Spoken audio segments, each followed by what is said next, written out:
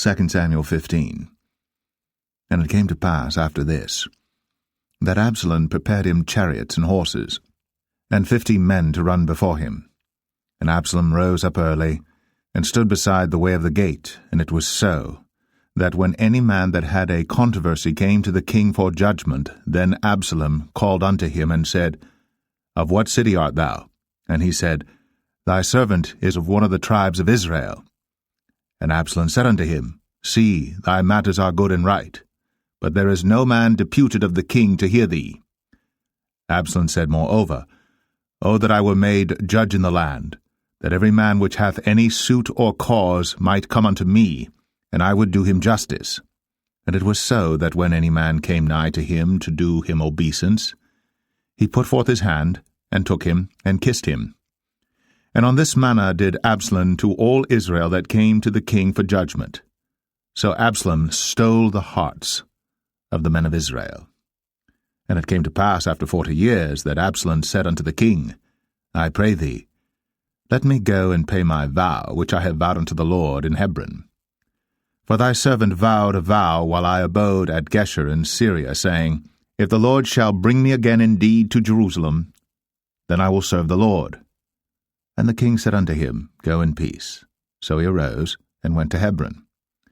But Absalom sent spies throughout all the tribes of Israel, saying, As soon as ye hear the sound of the trumpet, then ye shall say, Absalom reigneth in Hebron. And with Absalom went 200 men out of Jerusalem, that were called, and they went in their simplicity, and they knew not anything. And Absalom sent for Ahithophel the Gilonite, David's counselor, from his city, even from Gilo, while he offered sacrifices.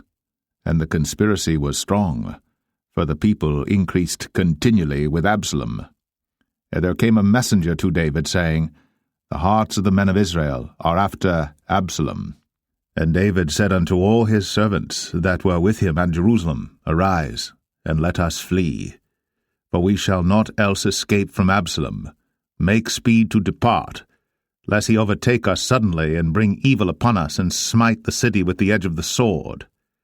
And the king's servant said unto the king, Behold, thy servants are ready to do whatsoever my lord the king shall appoint.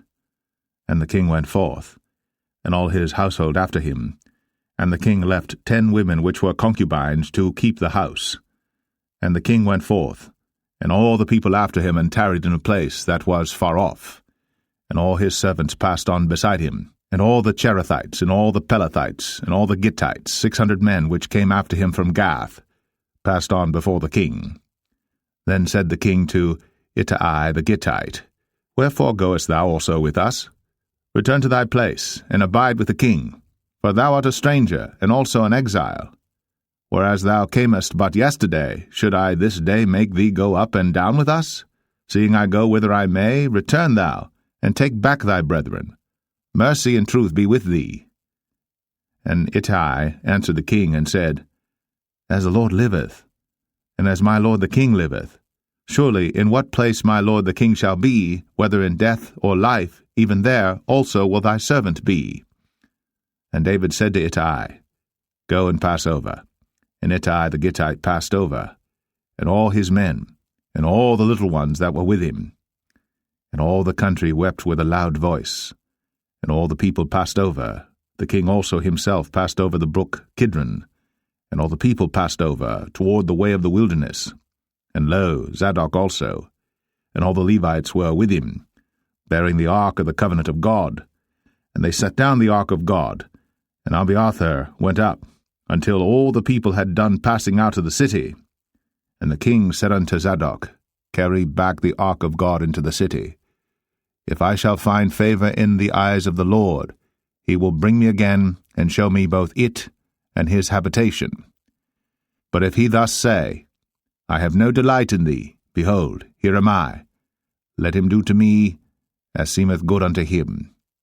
The king said also unto Zadok the priest, Art not thou a seer? Return into the city in peace, and your 2 sons with you, Ahimaaz thy son, and Jonathan the son of Abiathar.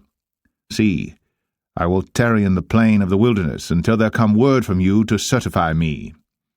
Zadok therefore and Abiathar carried the ark of God again to Jerusalem, and they tarried there. And David went up by the ascent of Mount Olivet, and wept as he went up, and had his head covered, and he went barefoot, and all the people that was with him covered every man his head, and they went up, weeping as they went up. And one told David, saying, Ahithophel is among the conspirators with Absalom. And David said, O Lord, I pray thee, turn the counsel of Ahithophel into foolishness. And it came to pass that when David was come to the top of the mount, where he worshipped God, behold, Hushai the Archite came to meet him with his coat rent, and earth upon his head. Unto whom David said, If thou passest on with me, then thou shalt be a burden unto me. But if thou return to the city and say unto Absalom, I will be thy servant, O king, as I have been thy father's servant hitherto, so will I now also be thy servant. Then mayest thou for me defeat the counsel of Ahithophel. And hast thou not there with thee Zadok and Abiathar the priests? Therefore it shall be that what thing soever thou shalt hear out of the king's house, thou shalt tell it to Zadok and Abiathar the priests. Behold, they have there with them their 2 sons, Ahimaaz Zadok's son, and Jonathan Abiathar's son. And by them ye shall send unto me everything that ye can hear. So Hushai, David's friend, came into the city, and Absalom came into Jerusalem.